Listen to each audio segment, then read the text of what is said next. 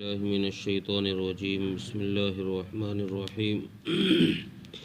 فكيف إذا جئنا من كل أمة بشهيد وجئنا بك على هؤلاء شهيدا يومئذ يود الذين كفروا وعصوا الرسول لو تسوى بهم الأرض ولا يكتمون الله حديثا.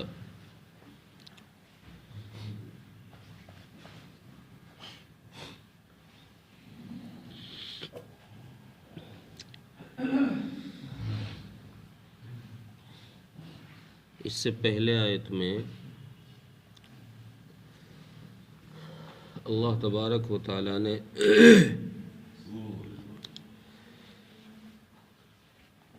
یہ بات صاف کر دی کہ قیامت کے دن کسی پر کسی طرح کا ظلم نہیں ہوگا. اللہ کی ذات کی طرف سے ایسا نہیں ہے کہ بے گناہ کو سزا مل جائے یا کسی نے کچھ کیا ہی نہ ہو اس کے اعمال نامے میں وہ چیز لکھ دی جائے.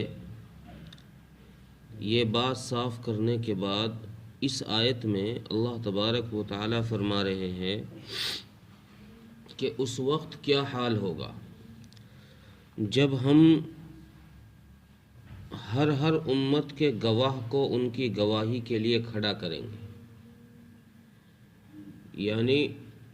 قیامت کے دن اللہ تبارک و تعالی جب حساب لیں گے تو ظاہر بات ہے جو بندہ نافرمان ہوگا وہ یہ سمجھے گا کہ جیسے دنیا میں کام چل جاتا تھا کسی کا بھی الو بنا دو جھوٹ بول کے اپنے بچ کے نکل جاؤ تو وہی جھوٹ بولنے کی کوشش کریں گے. اللہ فرمائیں گے بھئی تم تک ہماری بات پہنچی نہیں پہنچی تو کہیں گے ہمارے پاس تو کوئی آیا ہی نہیں, کوئی بتانے والا ہی نہیں آیا, ہمارے پاس کوئی پہنچانے والا نہیں آیا. تو اللہ تبارک و تعالی اس امت کے نبی کو, جس امت کا شخص بھی یہ جھوٹ بولے گا, اللہ تبارک و تعالی اس امت کے نبی کو کھڑا کریں گے. آؤ بھائی گواہی دو, بتاؤ تم نے بات پہنچائی نہیں پہنچائی. اللہ بالکل پہنچائی ہم نے آپ کی بات, جو بات آپ نے ہم تک پہنچائی ہے وہی بات ہم نے بعینہ ہی ان کو بتائی ہے, ان تک وہ بات پہنچائی ہے. تو اللہ تبارک و تعالی فرما رہے ہیں کہ اس دن کیا بنے گا تمہارا جب ہم تمہاری جھوٹ کو پکڑ لیں گے اور تمہارے سامنے گواہ لا کے کھڑا کر دیں گے. تم کہہ رہے تھے کہ ہمارے پاس کوئی بتانے والا نہیں آیا, اب گواہی دینے کے لیے تمہارے سامنے دیکھو کون کھڑا ہے. اور پھر آگے اللہ تبارک و تعالیٰ نے فرمایا کہ نبی جی حضرت محمد مصطفیٰ صلی اللہ علیہ وسلم سے خطاب کر کے فرمایا نبی جی آپ کو بھی ہم آپ کی امت کے سامنے گواہ بنائیں گے, آپ کو بھی آپ کی امت کے سامنے گواہ بنایا جائے گا. جتنے لوگ آپ کی امت کے گنہگار ہیں, بدکار ہیں, فاجر ہیں, فاسق ہیں, نافرمان ہیں, ان سب کے متعلق ہم گواہی لیں گے آپ سے کہ کیا آپ نے ان لوگوں کو بات پہنچائی نہیں پہنچائی, ان کو بتایا نہیں بتایا. روایات میں ہے کہ رسول اللہ صلی اللہ علیہ وسلم اس آیت کو پڑھ کر رویا کرتے تھے اور یہ فرمایا کرتے کہ مجھے بھی میری امت کے خلاف گواہی دینی پڑے گی, مجھے بھی میری امت کے لوگوں کے خلاف گواہی دینی پڑے گی. اس لیے آپ کی آنکھوں سے آنسو جاری ہو جایا کرتے تھے اس آیت کو پڑھتے ہوئے. ایک روایت میں ہے کہ حضرت بخاری شریف کی ایک روایت ہے, حضرت عبداللہ بن مسعود رضی اللہ عنہ سے رسول اکرم صلی اللہ علیہ وسلم نے فرمایا عبداللہ ذرا قرآن پڑھ کے سناؤ مجھے. یا رسول اللہ آپ پر تو قرآن نازل ہوا, میں آپ کو پڑھ کے سناؤں, آپ سے بہتر میں کہاں جانتا ہوں. آپ صلی اللہ علیہ وسلم نے ارشاد فرمایا کہ نہیں, میرا جی چاہتا ہے میں کسی سے سنوں,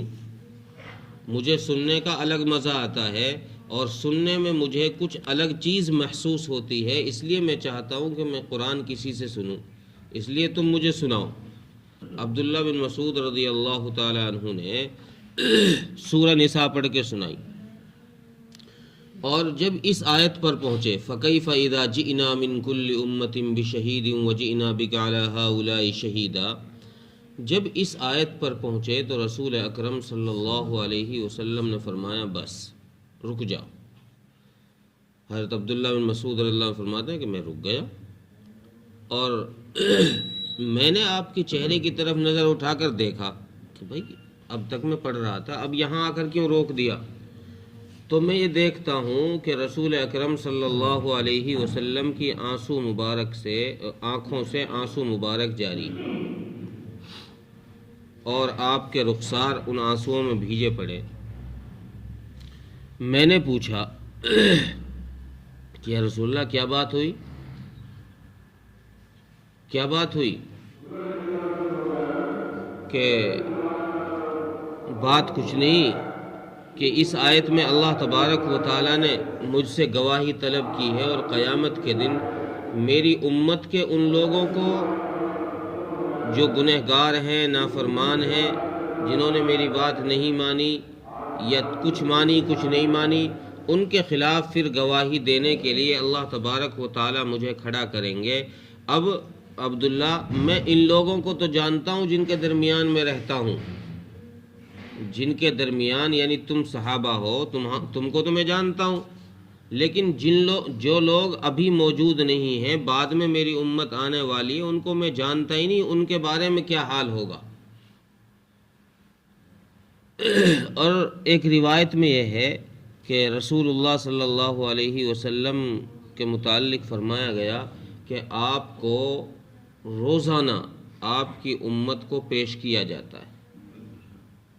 غالباً بہقی کی یہ روایت ہے کہ آپ کی امت کو آپ کے سامنے روزانہ پیش کیا جاتا ہے، اور اس پیش کیے جانے کی وجہ سے لوگوں کے احوال اعمال آپ کے سامنے ظاہر ہوتے، کون گناہ کر رہا ہے، کون نیکی کر رہا ہے، کون کیا کر رہا ہے۔ آپ کو جب نیکیوں کا پتہ چلتا ہے کہ ہاں بھائی فلاں عبداللہ بھی، عبد الرحمن بھی، اور فلاں بھی بھائی تہجد بھی پڑھ رہا ہے، نماز بھی پڑھ رہا ہے، سچ بول رہا ہے، جھوٹ نہیں بول رہا، تو آپ صلی اللہ علیہ وسلم کو خوشی ہوتی ہے۔ اور جب کسی کے متعلق پتہ چل رہا ہے کہ نہیں یہ تو بھائی کا حق بھی مار رہا ہے، بہنوں کا حق بھی کھا رہا ہے، پڑوسی پر ظلم کر رہا ہے، اللہ کا ایک حکم نہیں مان رہا، تو پھر آپ صلی اللہ علیہ وسلم کو تکلیف ہوتی ہے۔ تو اس طریقے سے آپ کے سامنے پوری امت کا ایک نقشہ ہوتا ہے، اور آپ کو یہ گویا اس کے ذریعے سے یہ پتہ چل جاتا ہے کہ کون لوگ نافرمانی کر رہے ہیں اور کون لوگ ہیں جو اطاعت کی زندگی گزار رہے ہیں۔ اس لیے قیامت کے دن آپ کو بلا کر ان سب کے سامنے گواہ بنا کر پیش کیا جائے گا کہ بتاؤ نبی جی ان لوگوں تک آپ نے ہمارا پیغام پہنچایا یا نہیں پہنچایا۔ بعض روایات میں یہ ہے کہ یہاں علی ہؤلاء شہیدہ سے وہ انبیاء مراد ہیں، بعض مفسرین نے لکھا ہے کہ وہ انبیاء مراد ہیں جو اپنی امتوں کی گواہی بنا کر، اپنی امتوں کا گواہ بن کر جن کو اللہ کھڑا کریں گے، تو رسول اکرم صلی اللہ علیہ وسلم سے ان کے بارے میں گواہی لی جائے گی کہ کیا یہ سچ کہہ رہے ہیں، انہوں نے بات پہنچائی یا نہیں پہنچائی، کہ جو یہ کہہ رہے ہیں کہ ہاں ہم نے پہنچا دی، تو کیا یہ بات سچ ہے ان کی؟ تو رسول اکرم صلی اللہ علیہ وسلم سے ان نبیوں کے بارے میں گواہی لی جائے گی۔ بعض مفسرین کی رائے یہ ہے کہ نہیں، ان نبیوں سے ان کی امتوں کے بارے میں گواہی لی جائے گی، اور ہمارے نبی سے حضرت محمد مصطفیٰ صلی اللہ علیہ وسلم سے اس امت کے بارے میں گواہی لی جائے گی کہ ان لوگوں نے جو نافرمانی کی ہے یا گناہ کیے ہیں، ان لوگوں تک جو آپ نے بات پہنچائی یا نہ پہنچائی۔ اس سے اگلی آیت میں پھر اس نقشے کا خلاصہ کیا ہے کہ جب گواہی پیش ہو جائے گی اور اللہ تبارک و تعالیٰ ساری انسانیت کو جمع کر کے، ہر آدمی ذلت سے بچنا چاہتا ہے، دنیا میں بھی بچنا چاہتا ہے، آخرت میں بھی بچنا چاہے گا۔ کوئی نہیں چاہے گا کہ یار 10 آدمیوں کے سامنے مجھے ذلیل کیا جائے، 10 آدمیوں کے سامنے مجھے ذلیل کیا جائے، رسوا کیا جائے۔ ہر آدمی عزت چاہتا ہے، ذلت کوئی نہیں چاہتا۔ تو جب گواہی پیش کی جائے گی اور رسول اکرم صلی اللہ علیہ وسلم ان نافرمانوں کے خلاف، کافروں کے خلاف، خصوصاً روایات میں ہے کہ یہ ہؤلاء جو ہے اس سے خاص طور سے کفار قریش مراد ہے، چونکہ ان لوگوں نے نبی صلی اللہ علیہ وسلم کے معجزات کو دیکھنے کے باوجود انکار کیا ہے۔ بعد کے لوگوں نے تو دیکھا ہی نہیں ہے، صرف ویسے ہی انکار کر دیا ہے، لیکن ان لوگوں نے تو آپ کے کھلے معجزات دیکھے ہیں پھر انکار کیا ہے، اس لیے اس سے وہ لوگ مراد ہیں۔ تو جب یہ لوگ ان کے سامنے گواہی کے لیے رسول اکرم صلی اللہ علیہ وسلم کو کھڑا کر دیا جائے گا تو پہلے تو روایات میں ہے کہ یہ جھوٹ بولیں گے کہ بھئی ہمارے پاس کوئی نہیں آیا، ہمارے پاس بتانے کے لیے، آپ کا پیغام پہنچانے کے لیے کوئی نہیں آیا۔ پھر اللہ تبارک و تعالی رسول اکرم صلی اللہ علیہ وسلم کو گواہ بنا کر لائیں گے کہ نبی جی بتاؤ بات پہنچائی نہیں پہنچائی؟ آپ صلی اللہ علیہ وسلم گواہی دیں گے جی میں نے بالکل پہنچا دی، جو بات مجھ تک آپ کی طرف سے آئی ہے میں نے ان سب تک وہ بات پہنچا دی۔ تو پھر یہ ان لوگوں کو جب رسوائی کا سامنا کرنا پڑے گا، ان کے انکار کے باوجود رسول اکرم صلی اللہ علیہ وسلم کی گواہی ہوگی، اس گواہی پر بھی اگر یہ انکار کریں گے تو پھر روایات میں ہے کہ ان کے اعضاء سے ہی گواہی دلوائی جائے گی، ان کے ہاتھ پیروں سے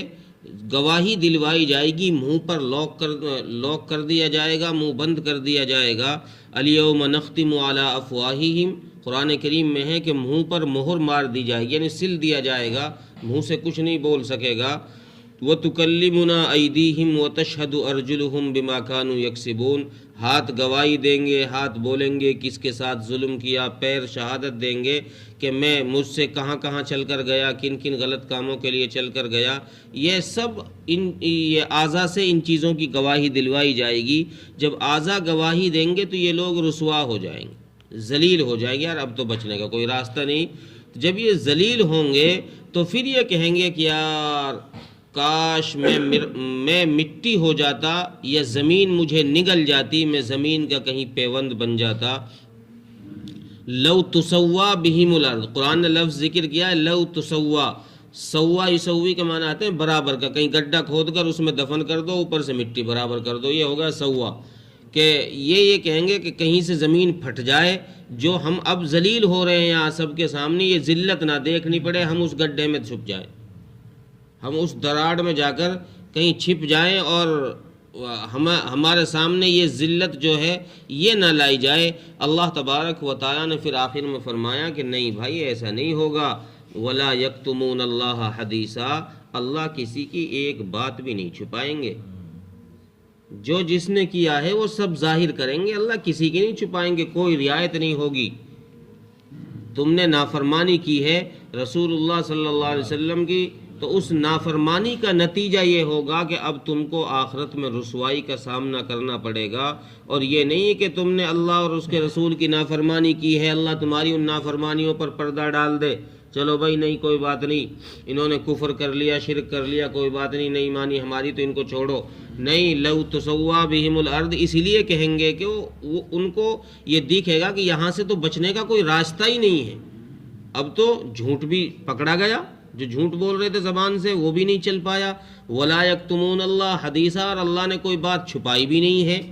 ساری ظاہر کر دی ہے، تو بچنے کا کوئی راستہ ہی نہیں ہے، اس لیے کہیں گے کہ کاش ہم مٹی ہو جاتے۔ قرآن کریم میں سورہ نبا کے اندر 30ویں پارے میں بھی ہے وَيَقُولُ الْكَافِرُ يَا لَيْتَنِي كُنْتُ تُرَابًا، کافر کہیں گے کاش ہم مر کر مٹی ہو جاتے۔ اس کی وجہ یہی ہے کہ ان کو بچنے کا راستہ ہی نظر نہیں آئے گا، بچے گا صرف وہ جو ایمان والا ہوگا۔ حضرت ابن عباس رضی اللہ عنہ کی ایک روایت ہے، فرماتے ہیں کہ جب یہ کافر لوگ مسلمانوں کو جنت میں جاتا ہوا دیکھیں گے اور ان کے ساتھ کا ایک بھی جنت میں نہیں جائے گا، تو یہ اس وقت کہیں گے کہ یار یہ کیا بات ہے، یہی لوگ جا رہے ہیں جنت میں، ہمارا نام و نشان نہیں ہے۔ تو پھر کوئی بتائے گا ان کو کہ یہ تمہارے کفر کی وجہ سے ہے، کہ تم نے کفر کیا ہے، رسول کی نافرمانی کی ہے، اس لیے تم نہیں جا سکتے۔ تو وہ کہیں گے یا لیتنی کنت ترابا، کاش ہم مٹی ہی ہو جاتے، ہمیں یہ ذلت نہ دیکھنی پڑتی۔ دیکھیے ترجمہ، فَكَيْفَ إِذَا جِئْنَا مِنْ كُلِّ أُمَّةٍ بِشَهِيدٍ وَجِئْنَا بِكَ عَلَى هَؤُلَاءِ شَهِيدًا، پس کیا حال ہوگا، کیا بنے گا اس وقت یا اس دن جب ہم ہر امت کا گواہ ان کے سامنے کھڑا کر دیں گے۔ وَجِئْنَا بِكَ عَلَى هَؤُلَاءِ شَهِيدًا، اور اے نبی جی ہم آپ کو بھی گواہ بنا کر لے کر آئیں گے ان پر۔